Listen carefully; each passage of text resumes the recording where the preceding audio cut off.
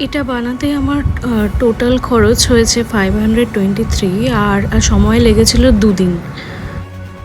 Room makeover করব বলে অনলাইনে ওয়াল হ্যাঙ্গিং দেখতে বসেছিলাম, কিন্তু যা প্রাইস দেখলাম দেখে তো মাথায় হাত। তো 24 ইঞ্চেসের এমডিএফ বোর্ড আমি পারচেস করলাম অ্যামাজন থেকে, যেটার আমার প্রাইস পড়েছিল 354 ইচ, মানে আমার কাছে দুটো এসেছিলো, তো 177 বলা যায়।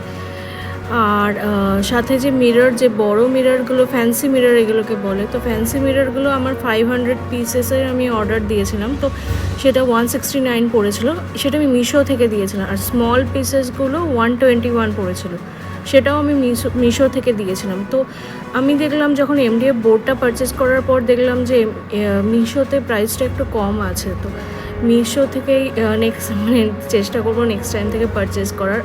ওখানে অর্ডারটা একটু বেশ কিছুদিন আগে দিতে হয়। আর আমাকে যে অ্যাডহেসিভ যেটা আমাকে ইউজ করতে হয়েছে তার জন্য আমার 56 পড়েছিল। তো টোটাল আমার খরচা হয়েছে 523, যেটার অ্যামাজনের প্রাইস ছিল হচ্ছে গিয়ে 3000 থেকে স্টার্টিং, তো সেটা আমার 523তে কমপ্লিট হয়েছে।